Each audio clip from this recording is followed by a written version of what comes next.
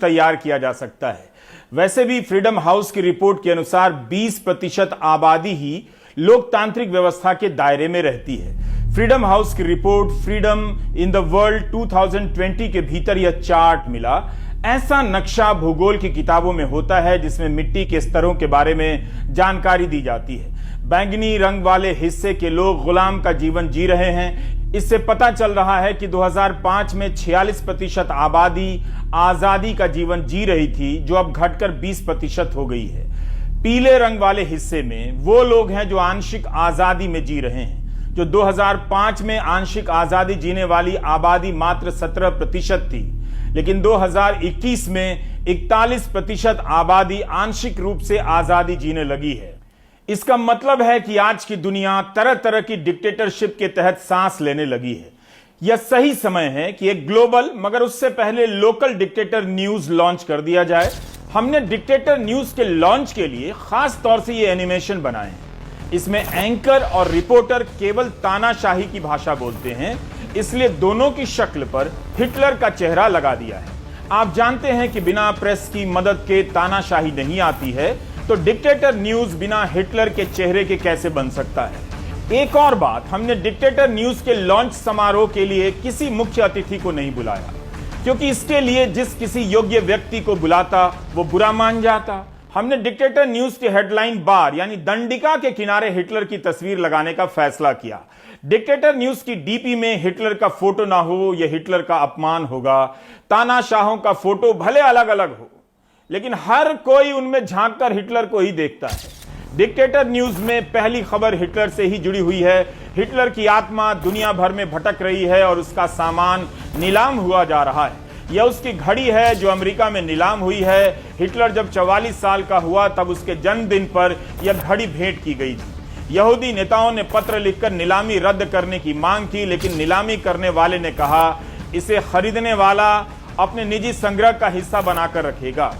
इस तरह से इतिहास का हिस्सा बच जाएगा। $10 लाख में यह घड़ी बिकी है। डिक्टेटर न्यूज के लिए इससे अच्छी बात क्या हो सकती है कि शुरुआत ही हिटलर के नाम से हो रही है। आज तो ग्रह नक्षत्रों ने बड़ी कृपा बरसा दी है।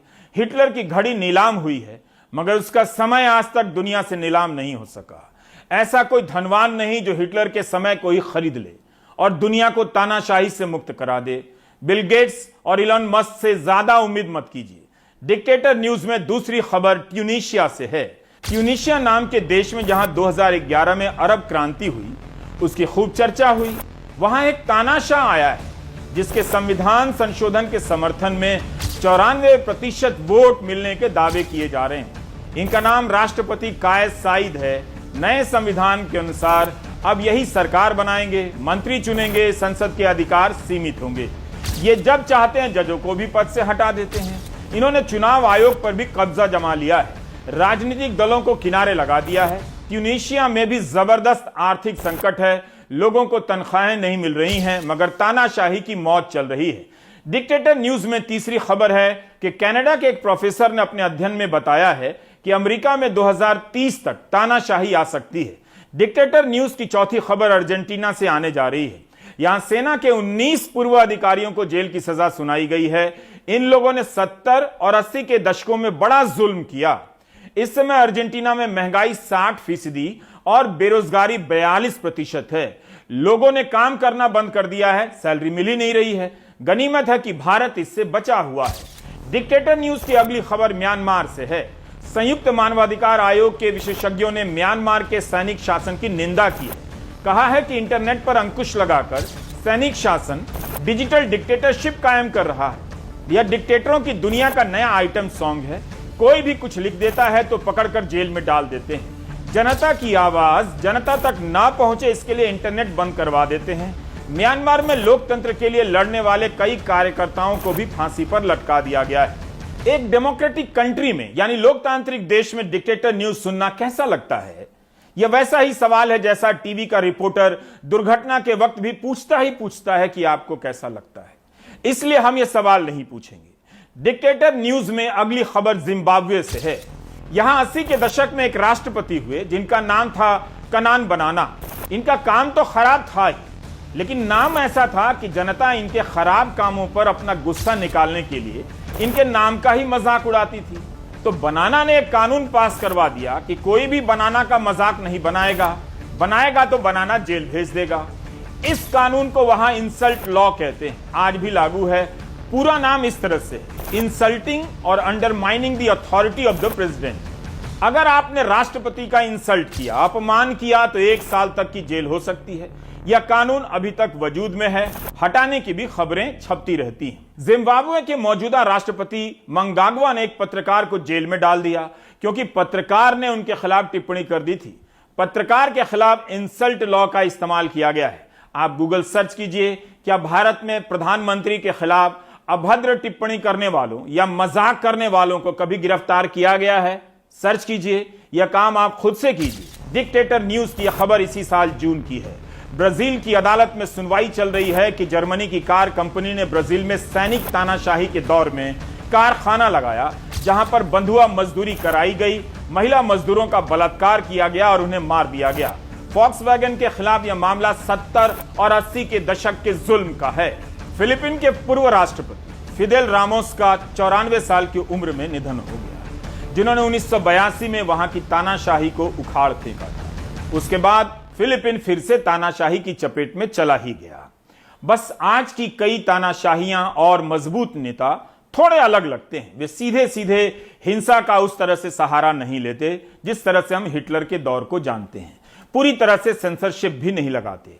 लोकतंत्र की नौटंकी करते हैं, न्यायपालिका में अपने जजों को भर देते हैं और उनके सहारे अपने हर क्रूर फैसले को कानूनी जामा पहनाते रहते हैं। मीडिया पर कंट्रोल करते हैं ताकि जनता कंट्रोल में रहे, झूठ के दायरे में रहे। इन्हें स्पिन डॉक्टर कहा जाता है। बात घुमा घुमा कर जनता की गर्दन इधर उधर घुमाते रहते हैं। जनता घूमती रहती है और तानाशाह अपनी कुर्सी पर मजे से बैठा रहता है। तानाशाही पर काम करने वाले कई प्रोफेसरों ने अपने रिसर्च से यह नतीजा निकाला है। इसलिए ग्लोबल डिक्टेटर न्यूज में अभी इतना ही रहने देते हैं, वरना मदर ऑफ डेमोक्रेसी, लोकतंत्र की जननी यानी भारत की खबरें छूट जाएंगी। दुनिया का हाल अच्छा नहीं है, इसका मतलब यह नहीं कि हमारा भी हाल अच्छा नहीं है। वैसे प्रधानमंत्री मोदी को भी भारत में तानाशाही का रूप कभी कभी नजर आ जाता है। विपक्ष के खेमे में तो उनके विरोधियों को भी उनके भीतर नजर आ जाता है। प्रधानमंत्री और गृहमंत्री अपने कई भाषणों में परिवारवाद को लोकतंत्र का सबसे बड़ा खतरा बता चुके हैं। परिवारवाद को तानाशाही से भी बड़ा खतरा बता चुके हैं। विरोधी दल के नेता भी प्रधानमंत्री मोदी पर तानाशाह होने का आरोप लगा देते हैं। राहुल गांधी से लेकर ममता बनर्जी तक सभी ने आरोप लगाए हैं। राहुल गांधी तो लगातार अपने ट्वीट में तानाशाही का इस्तेमाल करते हैं। भारत में भले लोकतंत्र है, लेकिन आरोपों में तानाशाही का इस्तेमाल कुछ कम नहीं होता। आज ही जया बच्चन ने तानाशाही का जिक्र कर दिया। एक ही पूरे भारतवर्ष में एक ही सरकार होगी, अंग्रेजों से कोई कम थोड़ी है तानाशाही इन लोगों की। अगर परिवारवाद को ही तानाशाही का रूप मान लें, तब यह सवाल उठता है कि इसकी किसी भी संभावना को खत्म करने के लिए बीजेपी अपने भीतर क्या कर रही है। क्या बीजेपी तय कर पाई है कि परिवारवाद को बिल्कुल जगह नहीं देनी है? मध्य प्रदेश में पंचायत चुनाव हुआ, यहां तानाशाही का एक रूप परिवारवाद चुपके चुपके नहीं, खुलेआम बीजेपी के भीतर सैर करता हुआ दिखाई देता है। हमारी कोशिश है कि परिवार में पिता के बाद बेटा ले ले, इसको रोका जाए। हाँ, हमारे यहाँ भी कार्यकर्ताओं में और समाज के लोग तरह तरह से विषय को उठाते रहते हैं, लेकिन आपने देखा होगा कि उत्तर प्रदेश के अंदर हमारे यहाँ बहुत से एमपीज थे जिनके बेटे अच्छे सक्षम सब लोग हैं। मध्य प्रदेश में भी बहुत से हैं। तो सबको समझाना, बुझाना, बातचीत करना और आगे बढ़ना। आपके यहाँ भी शायद दो तीन बाई इलेक्शन आए थे, नतीजे बहुत पक्ष के नहीं आए और हम जीत सकते थे, लेकिन हम लोगों ने, हमारे अध्यक्ष जी बैठे हैं, हमारे मुख्यमंत्री बैठे हैं, ये हमसे कहते रहे कि ये सीट दिक्कत में पड़ जाएगी। हमने कहा पढ़ने दो, कोई बात नहीं, नीति है भैया, फॉलो करना पड़ता है। हिमाचल में हमारी एक सीट थी, मुसीबत में पड़ गई, जीती सीट, अब हार गए, लेकिन नहीं दिया, हमने कार्यकर्ता को दिया। इस वंश बेल के पक्ष में भी बीजेपी के तर्क हैं तो कांग्रेस हमलावर है। भारतीय जनता पार्टी का ये स्पष्ट मानना है कि कांग्रेस और कई सारे ऐसे राजनीतिक दल हैं क्षेत्रीय, जिन्होंने परिवारवाद को बढ़ाने के चक्कर में उन राज्यों का और देश को दीमक की तरह खाने का काम किया है। भारतीय जनता पार्टी ने इसे चुनौती की तरह लिया है और अपने मूल कार्यकर्ताओं को आगे बढ़ाते हुए उन्हें टिकट दी है लोकल बॉडीज के चुनाव में, इस बात से बिना घबराए हुए कि परिणाम क्या होंगे। भारतीय जनता पार्टी एक मात्र ऐसी पार्टी है जिसकी कथनी और करनी में बड़ा अंतर है। पहले क्या कहा गया था, यहाँ नड्डा जी जब आए कि साहब राष्ट्रीय अध्यक्ष जी यहाँ हैं भाजपा के, और वो कह रहे हैं कि भाई भतीजावाद नहीं चलेगा। लेकिन टिकट जब दिए गए तो महापौर के मामले में हो या फिर नगरीय निकाय के चुनाव हो, जिला पंचायत के चुनाव हो, खूब जम के भाजपा का परिवारवाद चला, भाई भतीजावाद चला। टिकट मिले, उनके जीतने पर जश्न मनाया गया। ये बताता है कि भारतीय जनता पार्टी कहती कुछ है और करती कुछ है, और पूरी तरह से परिवारवाद में भाजपा लिप्त है।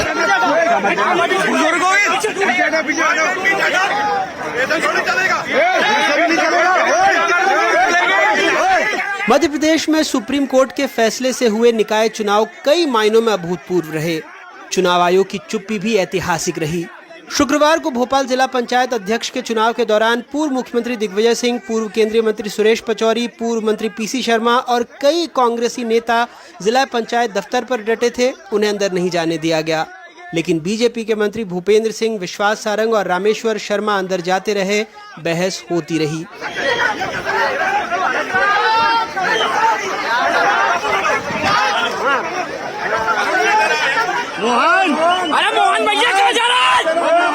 कांग्रेस का दावा था कि 10 में से 8 उसके उम्मीदवार जीते, लेकिन कांग्रेस के 8 जिला परिषद सदस्यों में से 4 बिक गए, जिसमें से एक अध्यक्ष बन गया, दूसरा उपाध्यक्ष।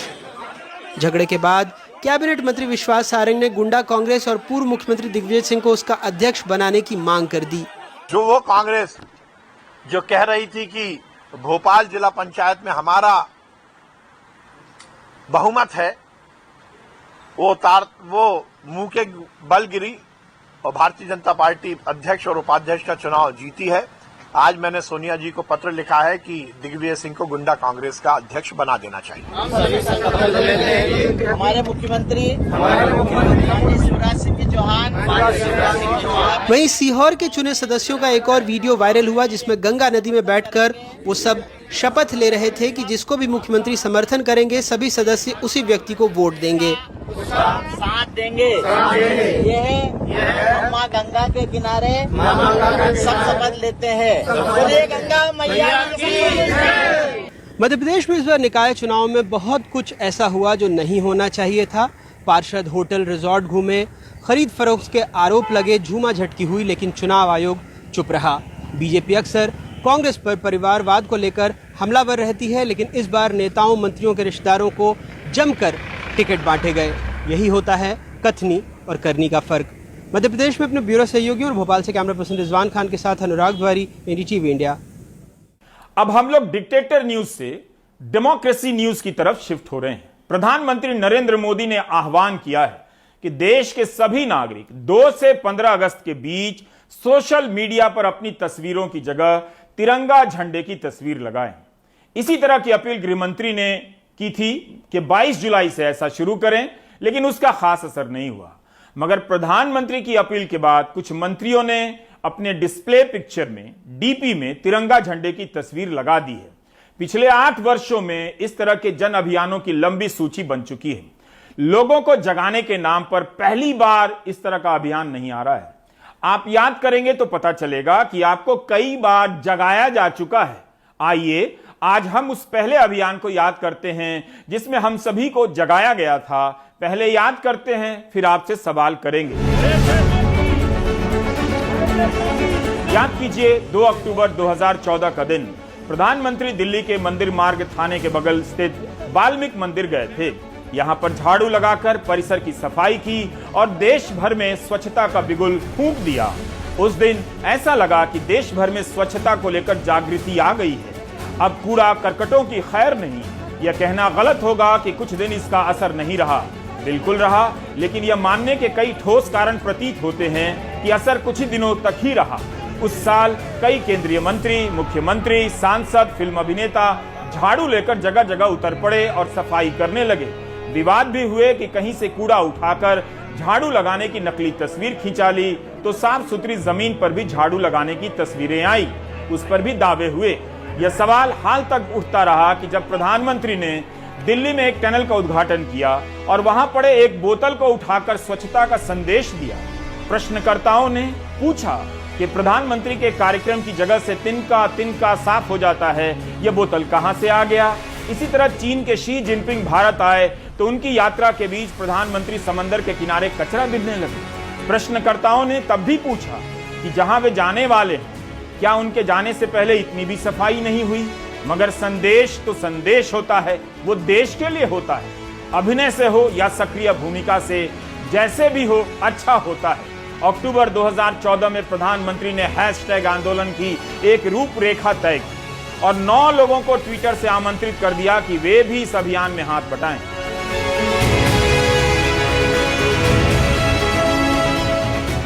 इन 9 लोगों में कांग्रेस नेता शशि थरूर, क्रिकेटर सचिन तेंदुलकर, बाबा रामदेव, कमल हसन, सलमान खान, अनिल अंबानी जो बाद में डिफॉल्टर हो गए, दिवालिया हो गए, न जाने कितने बैंकों का पैसा साफ कर गए, लेकिन तब स्वच्छता अभियान के ब्रांड एम्बेसडर बनाए गए थे। टीवी सीरियल तारक मेहता का उल्टा चश्मा की टीम को भी इसमें शामिल किया गया था। प्रधानमंत्री ने अपने 9 ब्रांड एम्बेसडरों में प्रियंका चोपड़ा का भी नाम लिया। पता नहीं वो किस देश में हैं और स्वच्छता का काम कर भी रही हैं या नहीं। इसके बाद तो हर दूसरा अगले 9 लोगों को टैग करने लगा और सफाई के लिए आमंत्रित करने लगा था। जल्दी ही यह अभियान बंद हो गया। 9 से 9 होते हुए देश भर में स्वच्छता के कितने ब्रांड एम्बेसडर बने और उन लोगों ने क्या क्या किया किसी को पता नहीं। इस शहर में अकेला मैं ही याद दिलाने में लगा हुआ हूं। मैं सोशल मीडिया द्वारा भी एक मूवमेंट खड़ी करना चाहता हूं। mygov.in ये मेरी वेबसाइट है। स्पेशली क्लीन इंडिया के लिए एक वेबसाइट बनाई गई है। आप भी हैशटैग क्लीन इंडिया के साथ फेसबुक पर, ट्विटर पर भी जुड़ सकते हैं। और आप एक काम कीजिए, जहां गंदगी है वहां की एक फोटो लीजिए और उसके बाद सफाई करें, उस स्वच्छता वाला फोटो निकालिए, चाहे वीडियो निकालिए और इसको ऑनलाइन कीजिए, अपलोड कीजिए और साथ साथ 9 मित्रों को निमंत्रण दीजिए कि मैंने काम किया है, आप भी कीजिए। प्रधानमंत्री का आह्वान एक सीजन के लिए नहीं था, देश को हमेशा साफ करने के लिए था। मगर सांसद से लेकर अभिनेता तक सब धीरे धीरे उस अभियान को भूलते